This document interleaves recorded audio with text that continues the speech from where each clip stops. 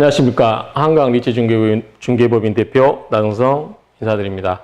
이번 시간에는 저번 시간에 그 구구역 상가와 아파트 분양 신청 전략에 대해서 제가 찍어드렸고, 그 다음에 최근에 논의가 되고 있는 김의겸 전 청와대 대변인의 건물 분석까지 유튜브에 올려드렸는데, 이번 시간에는 구구역 조합원의 실제 조합으로부터 받은 통지서를 가지고 그 물건의 권리 내역이라든가 이런 거를 어떻게 볼 것인가 방법론을 설명드리도록 하겠습니다. 보시면 이게 이제 통으로 해놨는데, 이게 조합에서 받은 전체 통지서입니다. 여기에 보면은 뭐 제목이 종전 및 분양 예정 토지 또는 건축물의 명세서, 부담, 규모, 시기 등에 관한 통지서 이렇게 돼 있죠. 여기 보면 조합원의 번호, 이름, 그 다음에 신청한 평형대, 그 다음에 그 위에 조합원이 옛날부터 가지고 있던 그 건물 지번과 그 다음에 토지, 건축물 면적에 대한 평가 금액, 그 다음에 그 합친 종전 평가 금액, 거기에다가 사업성을 가미한 비료율에 대해서 권리가격이 정해지고, 그 다음에 그 권리가격과 신청한 평형의 차액인 추가 분담금, 즉 청산 추산액, 이런 내용들이 쭉 적혀 있는데, 이거를 좀 확대해서 보도록 하겠습니다. 자, 이 부분을 먼저 보실게요. 자, 조합원 분양번호가 있죠. 000 돼 있고, 그 다음에 성명은 홍길동과 어원으로 돼 있는데, 이 말은 두 분이 부부가 됐든 어쨌든 공유로 돼 있다는 거죠. 그 다음에 이분들이 신청한 이 평형은 84 일반형을 1순위로 신청했어요, 이분은. 그 다음에 2순위가 84 부분 임대를 2순위로 신청을 했습니다. 그래서 1순위, 2순위. 보통은 3순위까지 신청을 하죠. 그런데 이 통지서에는 1순위, 2순위만 이렇게 나와 있네요. 자, 이분이 보면 지번이 뭐 00-00번지, 그 다음에 토지 면적이 얼마, 건축물 면적 얼마. 그래서 토탈 합친 금액이 얼마냐면 4억 4,136만 9,510원입니다. 이게 우리가 종전 가격이죠. 종전 자산 가격. 자, 종전 자산 가격은 옛날 조합원이 가지고 있던 그 건물과 토지를 평가한 금액입니다. 요거는 종전 자산 가격은 확정이 돼버리면 이거는 살 때 옛날 집이 뭐 몇 평이냐 이런 거 따질 필요가 없어요. 그 집 자체에 대해서 이렇게 조합에서 인정해주는 가격이 얼마라고 확정되기 때문에 그 옛날 가격, 집이라든가 뭐 방이 몇 개냐 이런 거 물어보신 분 있는데 전혀 필요가 없는 이야기들입니다. 그래서 이 금액에다가 자, 비례율 있죠? 자, 비례율이라고 하는 거는 자, 옛날 이 구구역의 전체 조합원의 가격을 자산 가격을 합친 거죠. 평가 금액을 전부 합친 겁니다.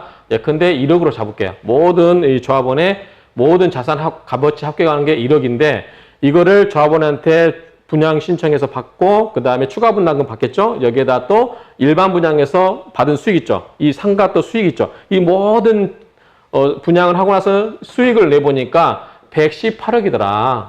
그러면 자, 이 구구역 조합원 입장에서는 전체 건물을 붙기 전에, 즉 헌집을 평가 금액은 1억인데 새집 평가 금액은 118억이 아니라 1억 1,800이겠죠? 1억 1,800. 아니면 더 올랐죠? 1,800만 원만큼. 그럼 뭐예요? 비례율이 18%가 오른 거예요.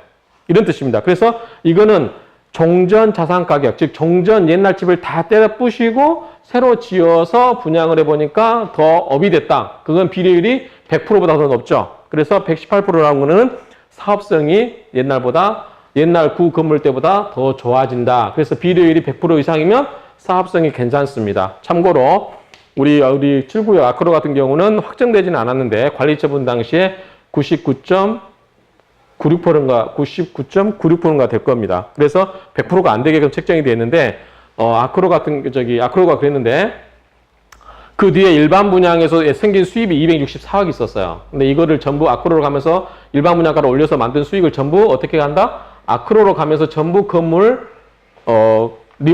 건축물을 고급하는데 다 써버렸어요. 그런데 8구역 롯데캐슬 레드포르 같은 경우는 그 일반 분양가 올린 수익을 전부 조합원에게 평균 한 4,800만 원씩 나눠줬죠.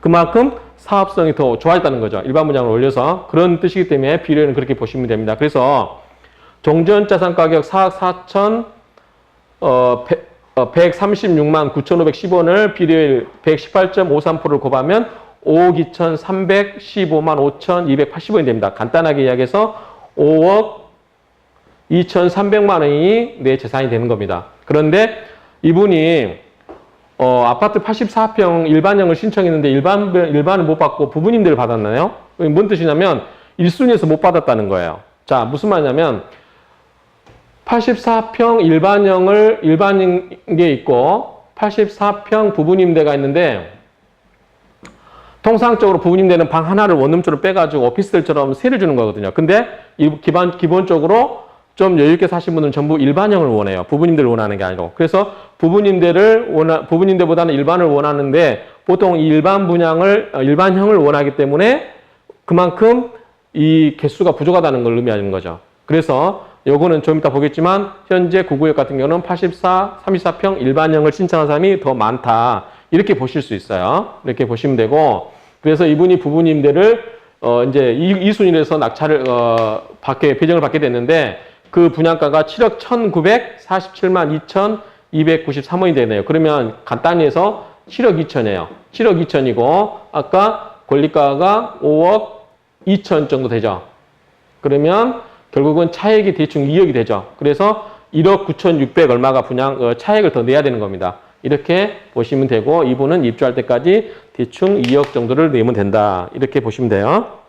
좀 더 평가를 보면 자 84평 일반형과 부부님대가 있는데 자 구구역에서 84 일반형은 총 분양 개수가 328개예요. 그리고 조합원 배정이 283개, 나머지 45개가 일반 분양이다. 이렇게 보시면 돼요. 일반. 이거는 조합원. 그런데 84 부부님대를 보면 자 248개요. 개수도 더 적고 그 다음에 조합원 배정이 157개예요.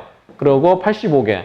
그러면 일반 분양은 부부님대가 훨씬 더 많다는 거죠. 그만큼 조합원들은 뭘 원한다? 일반형을 더 원하는 거죠. 그런데 아까 권리가가 5억 2천 됐는데도 이거를 못 받았어요. 이거를. 원래 이분은 이거를 원했어요. 84 일반형. 그런데 내가 5억 2천인데도 이거를 못 받고 이걸 받았다. 그럼 여기서 질문. 5억 1천짜리 받은 사람은 이거 받을 수 있을까요? 못 받을까요? 못 받겠죠. 당연히. 그래서 굉장히 이건 높은 거예요. 커트라인. 그만큼 구구역이 전체적으로 큰 물건들이 많다는 걸 의미하기도 해요. 우리 아크로 같은 경우 34평 같은 경우는 조합원 개수가 훨씬 많았기 때문에 그냥 웬만하면 조합원들이 권리가액이 1억 정도밖에 안 되더라도 원하면 원래 25평밖에 못 받는데 이 34평을 줬거든요. 그런데 이게 조합 마음대로 할 수 있느냐? 그렇진 않아요. 이게 제가 앞에 동영상에서 상가 분양 순서를 서울시 조례에 근거해서 1순위부터 6순위까지 있다. 그리고 예외적으로 조합에서 정관과 총회에서 7순위를 만들 수 있다. 이렇게 설명을 드렸어요. 저는 유튜브 참조하시고요. 그런데 아파트 공동주택도 마음대로 하는 게 아니라 분양 순서가 있어요. 그래서 자 원칙은 근접 가격이다. 그래서 그 사람이 갖고 있는 이 권리가액에 가장 가까운 평형을 신청할 수 있다. 기본적으로는 이제 더 높겠죠. 예를 들어서 자 그분이 권리가가 4억이다. 그런데 25평이 4억 7천이고 34평이 5억 5천이다. 그러면 자 근접 가격 이론에 의하면 어떤 걸 받을 수 있어요? 어떤 거? 25평을 받을 수 있겠죠. 근접 가격이니까. 근데 본인이라면 우리 정장이라면 어떤 거 받고 싶어? 34. 왜? 왜 34평을 받고 싶어? 크고 넓고 좋아? 네. 자, 수요자 입장에서는 크고 넓게 좋은 거고 투자자 입장에서는 피가 어느 게 더 높아? 우리 아크로 보니까 4평인데 피가 더 높지. 근데 내 재산은 똑같아. 4억인데 내가 어떤 걸 신청하냐에 따라서 피가 달라. 그럼 당연히 투자자 입장에서는 내가 더 피를 많이 받을 수 있는 걸 신청하고 싶고 그 다음에 수요자 입장이라면 내가 실수요자 입장이라면 내가 더 넓게 사는 걸 원하는 거지. 그래서 이거를 원하는데 사람들이 그럼 다 이걸 신청했는데 조합원 수가 500명인데 34평이 개수가 200개밖에 안 돼. 그러면 다 받아줄 수가 없잖아. 그렇죠? 그래서 일정한 순서에 의해서 잘라. 그런데 어찌됐든 기본 원칙은 근접 가격이다. 두 번째, 중간 가격이 있어. 중간 가격. 이건 누구한테 준다? 자, 25평이 4억 7천이고 34평이 5억 5천이다. 그러면 이분이 권리가가 예컨대 5억 1천이다. 자, 이번에는 권리가가 5억이다. 예를 들어서 5억. 그러면은 원칙적으로 4억 7천보다는 높고 35억 5천보다는 낮죠. 그럼 어느 걸 신청할 수 있어? 자, 이런 경우는 근적 가격이 이론에 하면 5억이면 이게 더 가깝죠. 그러면 4억 7천에 더 가까우니까 이게 3천 차이고 여기는 5천 차이니까 원래 근적 가격 이론에 하면 25평을 신청해야 되는데 그렇진 않고 이 사이에 있을 때는 어떻게 된다? 분양 대상자가 원하는 거. 내가 이걸 원하면 이거 주고 이거 원하면 이거 준다. 그 원칙에서 주는 거예요. 막 아무렇게나 배정하는 거 아니에요. 그래서 조합원 입장에서 부당하다 싶으면 이 배정 원칙을 잘 따져보면 돼요. 내가 제대로 받았는지 안 받았는지. 그 다음에 세 번째, 아까 이제 대형 평형 41평 같은 경우는 구구역이 69개입니다. 69개. 근데 조합원이 약 750명이에요. 그런데 구구역이 41평이 옛날 같으면 대형 평형이 인기가 없었어요. 근데 요즘은 대형 평형이 희소성 때문에 인기가 많아요. 그런데 조합원들이 예컨대 750명이에요.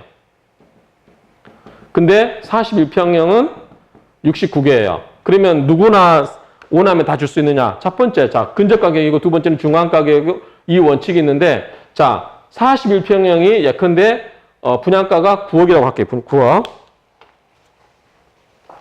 9억. 그런데 분양가가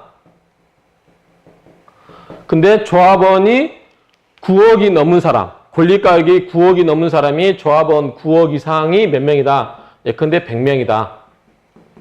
그러면 원칙대로 하면은 요거든 전부 다 줘야 되는 거예요. 근데 물량이 어떻게 된다? 한정이 돼 있다. 그럼 이런 건 어떻게 할 거예요? 이런 경우는 권리가 순서대로 여기서 신청한 사람들이 70명이다. 그러면 어디서 잘리겠어요? 한 명은 못 받겠죠. 69명은 주고 한 명은 못 받겠죠. 물론 여기도 69개에서도 41평형 일반형 있고 41평형 부부님대가 있어요. 나는 41평 부부님대 원하지 않아. 차라리 부부님대 할 바에 34평 신청한다. 그러니까 이게 사람마다 신청하는 게 다 달라요. 그래서 조합에서 조합원 분양 신청을 받는 거는 그거를 배정하기 위해서 수요조사하는 거예요, 일종의. 그래서 그 순서에서 자르는 거라고. 그래서 이런 경우는 어떻게 된다? 권리가 순서대로 자른다. 자, 이 원칙이 종합 정리되어 있는 게 이제 이 흑석 구 재정비 촉진구역 관리처분 계획 기준안 8조 3항에 보면 상가가 아니에요. 상가는 서울시 조례에 있고 여기 8조 3항에 보면 공동주택 규모 및 동호수 결정 방법, 조합원 양, 조합원 분량이다 이렇게 돼 있죠. 보면 자 규모 평형을 신청할 때는 정할 때는 권리가액에 해당하는 분양 주택가액의 주택가격을 분양한다. 그렇죠? 그래서 이 경우 아까는 근적 가격이 그 말이에요. 그 다음 두 번째 권리가액이 두 개의 분양 주택가액 사이에 해당하는 경우에는 분양 대상자의 신청에 따른다. 아까 이야기했죠. 두 번째 사이에 때는 조합원이 원하는 것. 그 다음에 나를 보면 위 가오에도 불구하고 조합원 분양주택은 분양 대상자의 권리가액이 많은 순으로 정한다. 이건 무슨 뜻이에요? 아까 41평형. 그런 것처럼 한정된 물량이 있고 원하는 사람 많을 때 결국은 권리가액이 많은 사람을 줄여낸다. 이건 또 뭘로 적용되냐면 34평도 마찬가지예요. 34평 아까 일반형이 있었잖아요.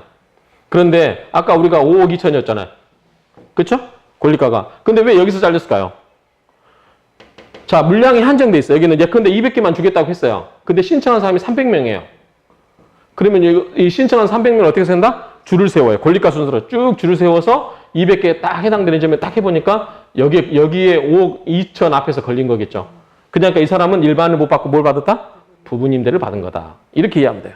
그러니까 아파트도 이 평형 신청을 받고 배정하는 방법에는 다 이 도정법과 그걸 반영한 이 구구역, 재정비 촉진구역 관리 계획 처분 계획 기준안에 다 마련되어 있다. 이렇게 보시면 됩니다. 자, 이거는 아까 설명한 거고요. 좀 크게 설명한 건데, 이제 여러분들이 잘 보일 수 있도록 제가 확대를 한 건데, 비율도 설명을 했고, 종전자산 가격 설명했고, 권리가격 했고, 분양 신청하는 거, 여기서 부부님도 했고, 그 다음에 추가 부담하는 게 약 2억 정도 들어간다. 이런 내용들입니다. 질문 받겠습니다. 궁금한 거 있으면 물어보세요. 너무 강의를 잘해서 그러면 저기서 순위가 이제 순위를 내가 1순위로 해서 34평 신청했잖아요. 그럼 저게 배정이라고 딱 나왔으면 이제 배정이 돼서 다음에 이제 동호수만 추첨을 하면 되는 건가요? 그렇죠. 이제 만약에 여기는 예컨대 이제 조합에서 할 때는 34평 일반 있고 34 부부님대가 있잖아요. 그러면 33 일반 개수가 정해져 있고 몇 동 몇 호는 일반이고 몇 동 몇 호는 부분이가 돼 있잖아요. 그 사이에서 뺑뺑이를 돌리는 거죠. 그럼 이제 배정으로도 그 평수 배정은 딱 끝난 거네요. 이걸 통지서를 받은 걸로는. 그렇죠. 그러니까 이게 이제 이거를 나중에 건축물을 새로 다시 평수 개수를 조정해 가지고 다시 신청을 받지 않는 한 이거는 확정됐고 이거를 가지고서 이대로 해 가지고 그러면은 자 우리가 아까 자 일반 분양 몇 개 하면 자 추가 분양가 얼마 나온다고 나왔죠 아까. 그 다음에 나머지 일반 분양 개수가 있죠. 그 일반 분양가를 정하면 총 들어오는 돈이 나오잖아요. 그렇죠? 그러니까 이게 돈이 다 해서 아까 조합원한테 추가로 받는 거, 그 다음에 일반 분양 받는 거 다 계산해 보니까 총 수입이 얼마다 나오잖아요. 그래서 그게 딱, 자, 종전 자산 가격 정해지고 가격, 그 다음에 종후라고 그래요. 후 가격. 요게 다 정해지면 비례율이 딱 정해지겠죠. 얼마라고. 이게 어떻게 된다? 관리처분 때 땅땅땅 때리면 기존에 이 사람들이 내 재산을 매매한 거 똑같은 거예요. 그 가격 그대로 처리하겠다. 그래서 관리처분이라는 게 굉장히 중요한 거예요. 관리처분이라고 하는 거는 말 그대로 처분이잖아, 처분. 이 처분이라고 하는 거는 말 그대로 우리가 소유권을 파는 거하고 똑같은 거예요. 그러니까 이 관리처분 초기는 그만큼 중요하고 이거를 이제 한 6개월 이내에서 구청에서 인가를 받으면 그게 확정이 되는 거예요. 어떤 거? 저렇게 배정을 받았는데 나는 싫다. 이제 누가 싫다? 그 조합원이. 예, 불만인 사람들은 어떻게 하면 되나요? 자, 조합원에 나는 34평을 받았는데 층수가 낮은 거 됐어. 불만이야. 네. 어떤 사람은 좋은 거 받고. 그냥 복불복이라는데 그럼 난 싫어. 그럼 어떻게 될까요? 조합에서 하나 더 좋은 거 줄까요? 이렇게 할까요? 왜냐하면 다른 조합은 다 그러면 불만인 사람은 다 그렇게 해주면은 끝이 없지. 그럼 어떻게 해야 될까요? 그냥 살던 거 현금 청산. 그렇죠. 만약에 자 동호수점 받았어요. 근데 마음에 안 들어. 그러면 어떻게 돼? 분양 계약을 안 하면 돼. 그럼 저렇게 부분인데 받은 것도 이제 층수 배정 받아서 그냥 분양 계약을 안 하면 되는 거네. 분양 계약을 안 해버리면 어떻게 돼? 이 사람은 뭘로 가버려요? 이제 현금으로 받아. 청산자가 돼버리는 거야. 청산자가 돼버려. 그 대신 이제 이분은 청산은 난 처음부터 재개발 반대해서 안 할래. 한 사람하고 중간에 이렇게 가다가 나 청산할래. 차이가 있을까 없을까? 있을 것 같아. 있죠. 왜냐하면 자 처음부터 안 한 사람은 난 재개발 반대한 사람 뭐였냐면 그 자리에서 그냥 청산자 해버리고 이 여기까지 올 때까지 뭐가 있었어? 조합원 운영비가 있잖아. 운영비를 약간 내야지. 우리가 이제 그걸 뭐라고 그래요? 매몰 비용. 매몰 비용을 부담시키는 경우가 있어요. 그래서 약간 뭐 몇백이라도 내야 되는 거지. 그러니까 처음에 청산할 건지 이때 청산할 건지. 근데 어찌됐든 그래도 청산 할까요 안 할까요 사람들이? 통상은 안 하죠. 왜? P가 붙은 하에서는. 근데 P가 안 붙고 마이너스 P가 붙었다 그러면 어떻게 해야 돼? 청산해야지. 왜? 자 청산을 하게 되면 우리 재개발 지역에서 감정평가 금액이 높아요 낮아요? 낮아요. 그래서 대충 청산을 하게 되면 대충 125% 받을 수 있어요. 감정가에. 그럼 25% P를 더 받은 거예요. 근데 마이너스 지금 현재 이 계약을 했는데 막 그 우리 지방에 지금 뉴스 보면은 검단이나 이런 데 보면은 3기 신도시 물량으로 인해서 수요가 낮을 걸 예상해서 막 떨어지잖아요 가격이. 그래서 마이너스 P다. 마이너스 프리미엄이다. 그럼 이런 경우는 에이 마음에 안 들고 나서 청산해 볼 수도 있죠. 그러면 청산하면 오히려 돈을 더 받으면서 이 마이너스 P도 안 늘어도 되니까. 그러니까 그거는 이제 분양 계약할 때 정하면 되죠. 내가 계약을 할 건지 말 건지. 나는 이거 내가 받은 물량에 대해서 불만이다. 근데 전반적으로 대부분은 우리 흑석동 같은 경우는 P가 올라간다 내려간다? 올라간다. 그래서 분양 신청을 안 하고 청산을 하게 되면 바보다 아니다? 바보가 될 확률이 높은 거죠. 그렇죠? 또 궁금한 거. 그럼 비례율이 일반 분양가가 확정됐기 때문에 비례율도 확정인가 나중에 변동이 없나요? 비례율이라는 거는 이제 아까 이야기한 것처럼 종전 자산가격은 다 나왔죠. 종전 자산가격 나왔잖아요. 감정가 토탈 합계가 나왔잖아. 근데 종후 자산가격은 이제 거기 보면 일반 분양가가 확정되면은 금액이 다 나오겠죠. 거기다 또 뭐가 있어? 상가 분양하는 가격도 있고. 그러니까 모든 상가 분양 가격, 일반 분양 가격, 조합원 가격 하면은 그 건수별로 다 금액이 정해지고 토탈 합쳐버리면 얼마가 나오기 때문에 이게 변동이 안 되겠죠. 자, 비례율은 변동이 안 되겠죠. 그런데 변동되는 경우는 뭐가 변동되겠어요? 요거 절대 변동이 안 돼요. 분양 안 됐어요. 분양 안 되는 경우. 그러면 원래는 아파트 10억에 분양하려고 했는데 분양가격 10억에서 관리처분 해놨어요. 근데 분양이 안 돼버렸어. 그럼 어떻게 해야 돼? 낮춰야지. 그러면 수입이 줄어들어 높아져요. 낮아지죠. 그러면 이게 낮아지면 어떻게 돼? 요 분모가, 아니, 분자가 어떻게 돼? 작아지면 당연히 여기 작아지잖아. 그럼 비율이 다시 변동되는 거죠. 그래서 요 모든 변수를 고려해서 나중에 언제 아파트 입주하고 나서 뭐 할 때? 청산총회 하잖아요. 이럴 때 이게 확정되는 거죠. 자, 관리처분 당시에는 비례율이 118.53%다 이렇게 정해져 있죠. 그런데 일반 분양가가 너무 잘 돼가지고 나중에 또 한 번 일반 분양가를 올렸는데 다 안판이 돼버렸어. 그럼 이게 올라가겠죠. 그러면 예컨대 이게 155%도 갈 수 있는 거죠. 그런데 나중에 끝나고 나서 미분양이 생겨가지고 뭐 깎아주고 할인하다 보니까 안 되고 또 하나는 뭐가 있어? 설계 변경해가지고 사업비를 늘려버린 경우. 그런 경우는 어떻게 돼? 당연히 비율이 떨어지겠지. 이게 올라가 버리, 이게 낮아지니까. 비용으로 나가니까.